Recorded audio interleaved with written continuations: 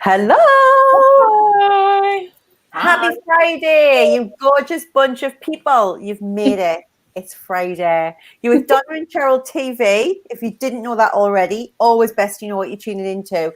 Cheryl's not here. She's had loads of different makeovers this week, which is just not here today. We've got the Soul Squad in residence, and we'll be doing our weekly roundup with you of all our favourite parts, our memorable moments, our ahas, and I just love to get the opinions of the guys on a Friday. It's one of the highlights of my week, guys, I have to say. I do love it. We haven't got Mel because she's sat on her router and it's still not working. She got as physically close to it as possible and it's still not playing. So unfortunately, you've got your minus Mel today. So how have you all been? How's your week been, guys? Eventful. I like that. Joe, how would you describe yours in a word? 2 words up and down, 3 words up and down. Back to that maths again. Yeah, I knew what you meant. Turns it down. Thomas, what about you? Steady, I think. Steady, but a bit down as well. Yeah. I would describe mine as energetic. Ooh. Yes. Well, I was a little bit worried about going into this week because the diary was really busy. And obviously Cheryl was out, so it was down to me and obviously Joe, you help us, and Holly. And I was thinking, what's it going to be like? But I've made a real effort, like every day, to consciously set my energy. So I've got up earlier to do extra meditation and extra learning. Yeah. So I've still done like 2 hours of study every day because I just know that it helps me feel good and feel more energized, which is insane. And still don't go to bed till quite late. I'm like an 11 till 12 o'clock-ish kind of girl. But I've had a really good week. I've watched zero TV. I couldn't tell you what's going on in the world. My escape has been my study and going for a walk on the beach every night with Caleb. Oh, but that was something that has been coming out massively this week as a theme, though, isn't it? Like all this stuff that people have put in place while in lockdown, and it seems like as much as people have anxiety about what, I hate this phrase, but like new normal looks like, I think people are a bit anxious about losing some of this really amazing stuff that they've put in place while they've been at home, you know, because you've been able to. Yeah. So, that was the first thing. What wasn't on Monday? We were talking. I had Owen on as a guest, and we were talking about like how things are going back to normal. And like for some people, like my sister, who's never not worked through all of this, she finds it insane almost that everything isn't normal because nothing's changed for her. So we're still keeping isolated and stuff must be so frustrating for people like that because they're like, well, they're out all the time and not catching anything. But then equally, you've got the stories like from Claire in Texas where they've gone through the normal and we're down to like 200 cases a day in Dallas. The governor said it was okay to go out and do everything. They've gone and done that.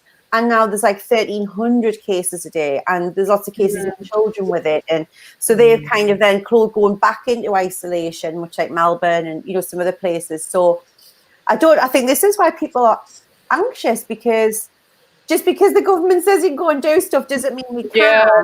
So it's like, how does that make us feel? Like, Thomas, how are you feeling right now about it all?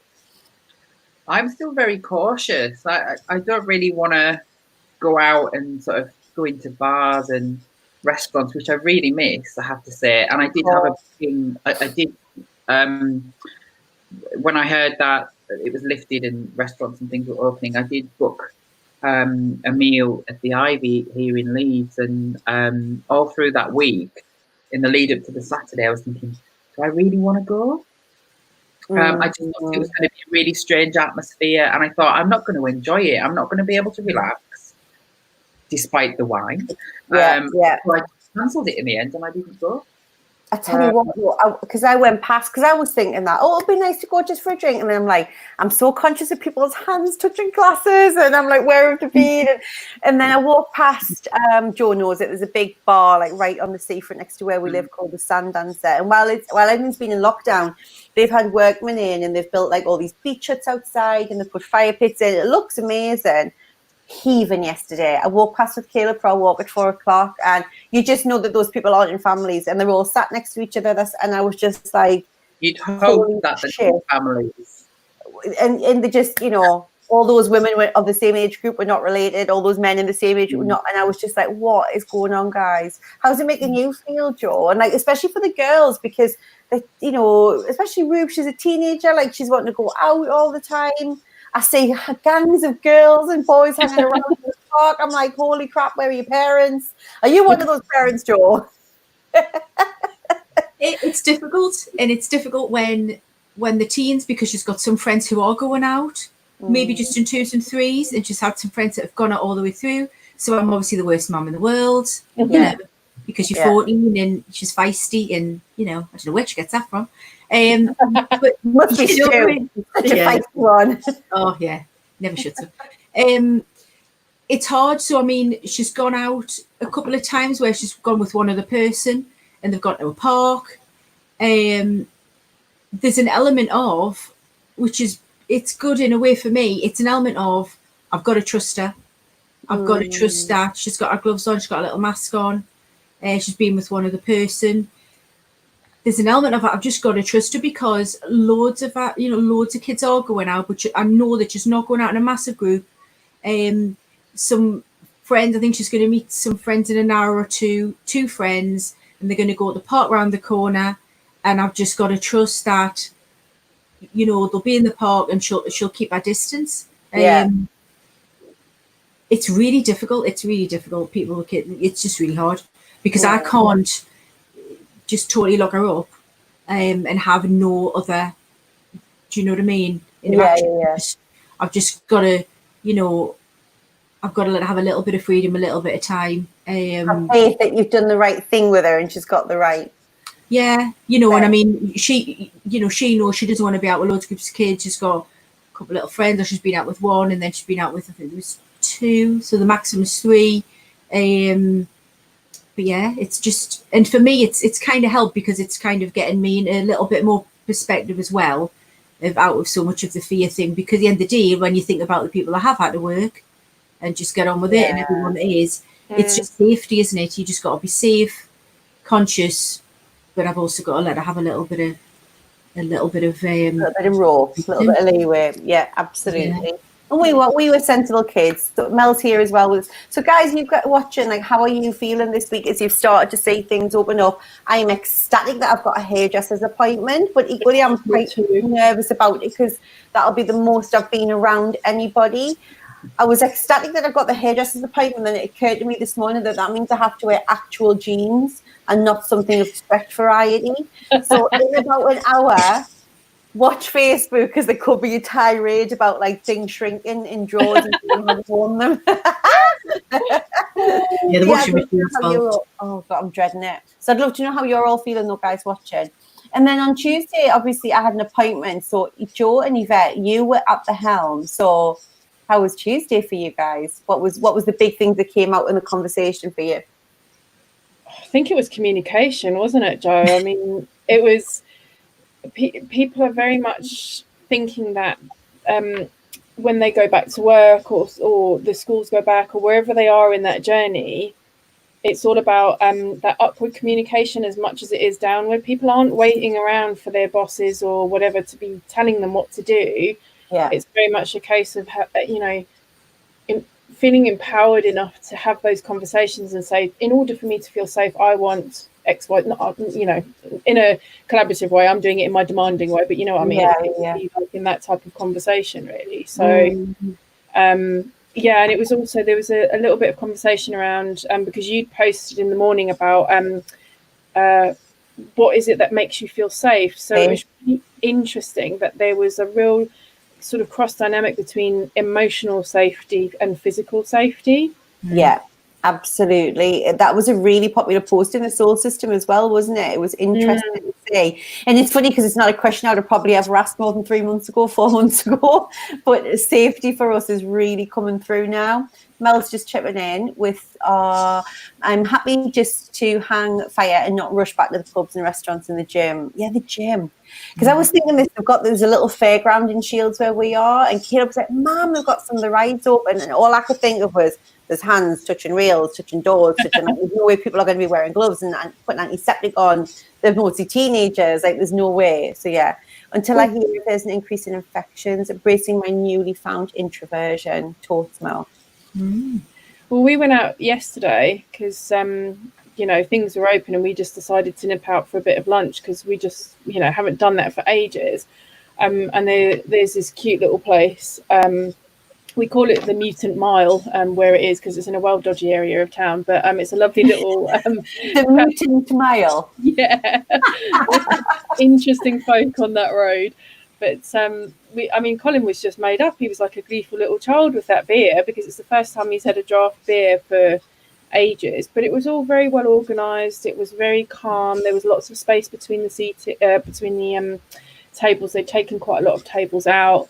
People were being quite respectful of each other. You know, even the pouring of the pints and stuff, the guys were quite careful with, you know, how they were touching the glasses and things like that. So, I mean, to be honest with you, I think because we're in the opposite camp in that Colin has worked, same as your sister, all the way through. He's been out and about working. He's had to. And although I've worked from home. So for us, I think it feels... And also because obviously Guru Wendy, who I listen to and talk to, yoga guys with like the inner immunity stuff, I think I'm a little bit the other way around in the sense of I'm quite ready for it all now. The thing that I don't want to go back to normal or whatever it is all of the lovely little practices that I've got in place and being able to work from home and those types of things, you know. And that little... You said, I think it was how you said it, Eva. Was it on one of the lives I was doing, or was it on a post where you said even though it's like the pace of life has slowed down, even though we're still busy, but there's a different, it's like an internal pace. Thomas, have you found that as well? It's like I know things are still going on, but like I feel calmer about doing them, if that makes sense. I don't know if that's because I don't know if it's because me as a mum, I'm not rushing to different things. I don't know how you found that with being more solo isolated. Has it almost been too the other way for you, or? I think I said this on one of our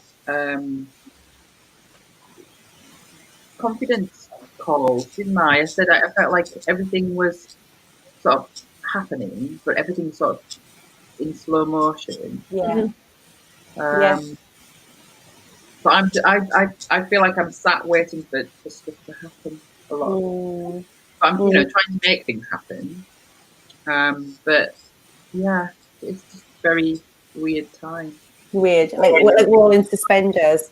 And then we had Tara, didn't we, on Wednesday? Was Tara Wednesday with me? And she came up with some just really such valid points around work-life balance and how we can create that. And it's stuff that, regardless of a pandemic, this has just given us the opportunity to think about what we do with work-life and how important some of those decisions are about having a family meal together and being present and choosing to be present when we're present, because whether you're working or busy or it's a pandemic or not, we could all be sitting with someone but on the phone or be watching the telly, but again, probably be on the foot. Do you know what I mean? Like we're not actually present a lot of the time. And I think that this, for whatever reason, has forced a lot of us to think about how we spend that quality time and what quality time looks like. And then balance isn't about 5 hours there, 5 hours there. It could be 5 hours there and 20 minutes there, but it's 20 really good minutes. If that's what makes you feel good, then champion.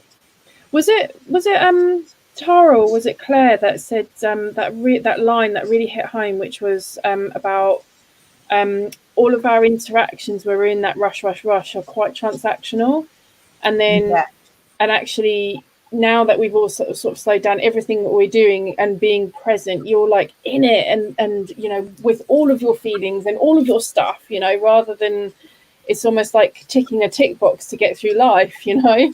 Yeah, 100%. I can't remember if it was Tara or Claire, actually. It might have been Claire.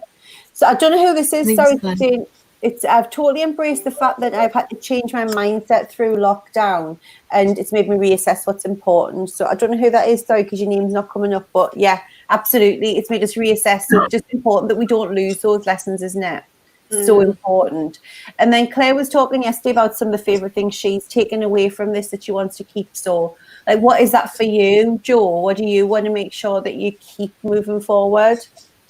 Something that Claire had said, and I've found that and I've liked it, is that sense of sort of more kindness. Especially in the early days when everyone was afraid, and I just could feel more around me that there was a lot more like from the people that I was coming to contact with, just seemed to be more of like a collective sort of understanding and a bit more caring. From my experience, from like everybody feeling a little bit vulnerable. Yeah. And I think that was quite nice, because I think people were being a bit more honest. Yeah. On how they felt, because we were all in it together. It was happening to everybody. And usually through life, everyone has loads of different emotions going on, and you'll bury them and you'll just get on because you're busy. But because there weren't as much, I just found that was nice. So, it was just like, we put little posters out, as a lot of people did, for the bin men, and just thank yous. And that was just lovely. And the poster, was, I would always like smile and say hi, but we had, the bottom of the drive would have a little chat, and I just really liked that. Well, and then Cheryl's spoken to her neighbour. Sorry, I was going to say, Cheryl did that thing where she put like notes through all the neighbours' doors saying, shall we have a street party for whatever that celebration was? I can't remember what it was now. Yeah. She's lived there for 10 years and she's never done that. And like, I think that's for a lot of people, it's forced those, like Claire's mum, Anne has this where Joe's mum lives now, that little court, and they're all out all the time. They've all lived together for a long time. And yes, they've spoken, but they've never had that same sense of camaraderie, in it together, war spirit kind of mentality, have they? Which has been so lovely. No, and I think we did, someone arranged a VE day virtual thing, and we were all out. And I've lived in this, I've lived here for 15 years, and apart from just my neighbour, I'll sort of say hi to people, but then you're off in the car and you're out. And we had a lovely distance, but we had nice chats, and I really like that. I really like the fact that I've connected more with people, and other people have connected more with me as well. I'm just laughing at Imelda saying, sorry, first time viewer. Don't apologise. I'm just dying to know why I should see you now, Imelda. Like, I feel like you're gonna have to put a picture in the soul system or something. I'm intrigued. What about for you, Yvette? What's the keeper? What's the thing that you really determined that you want to maintain as things transition that you're taking with you? Absolutely, my spiritual practice, because as much as I am a spiritual person, I neglect that massively when I'm in work mode. So just being able to do my meditations or go for a walk in Victoria Country Park down by the water behind me, reading, all of those things that just make my soul sing. It's just, that needs to be part of my life 100%. It's non-negotiable now. Absolutely non-negotiable. So I love that. I think me and you can be lazy spiritualists, can't we? Yeah. Because we know we're spiritual, we forget to do the practice sometimes. Yeah. And you know what happens then as well that I find is when you start to do that, it's almost you take it for granted. So then you don't get a lot of what other people call synchronicities, probably what we would call the flow of the universe. Yeah. Because you're not seeing it, because it's not in front of you. And since tapping back into that, there's so many cool things that have happened over the last 3 months, and I'm like, wow, this is amazing. I'm so glad to be back in the flow of this. Your level of awareness wouldn't have been such that it would have really grasped what was happening, whereas because you've been working on your spiritual well-being, you've expanded your awareness again, which is amazing. So I think the other thing as well is that I've spent an awful lot of time in self-development mode, not just from a spiritual perspective, but stuff with the Real You program, things with online webinars, things with learning how to pimp my LinkedIn and all the rest of it, looking for jobs. And I've gone right back into proper learning mode, and it's great because it feels like I'm, there's surprises every day. When you get to be an adult, there's not many things that are surprising anymore, or, so it's quite nice to be in that, oh, okay, I didn't know I could do that. That's fabulous, Yeah, and having the firsts again, or the learnings again. Really reconnecting to that miracle mindset as well, isn't it? Of just being in the fun flow. And Thomas, what about you? What's your non-negotiable got to be taken forward from this experience so far? Gratitude. Oh, I love that. And being thankful.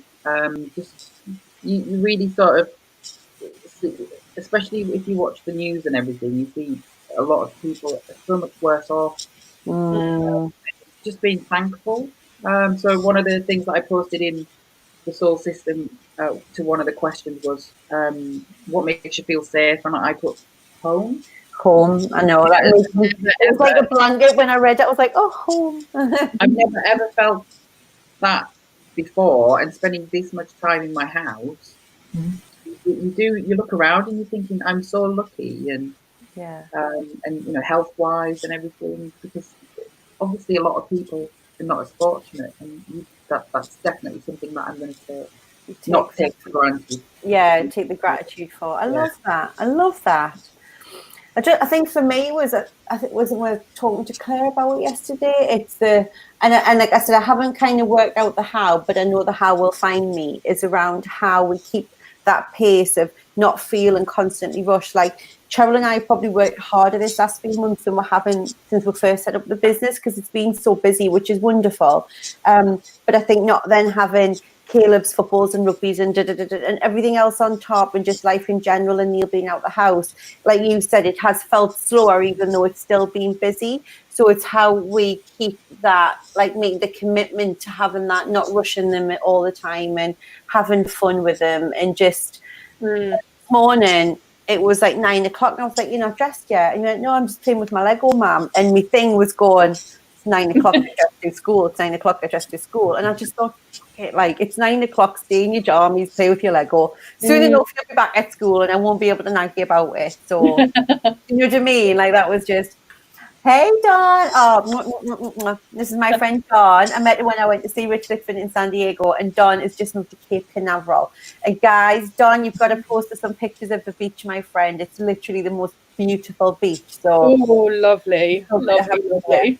So yeah, I think for me, it's like just embracing that I really want to keep that pace of just being and just being, just breathing and being, and not doing the striking, mom, get your shoes on, we're going here, we're late, like, I don't like me when I'm like that, but I'm like that a lot. So I just want to just take a chill pill with it and just enjoy having Caleb more. Like, I've loved the time together, and I think it's important that they have activities, but I've realized it's equally important that we do activities together, which I think we do, but it's sometimes fit in around all of the other activities. So yeah, I love all the pictures that you post with Caleb when you're having your walk on the beach. That's lovely.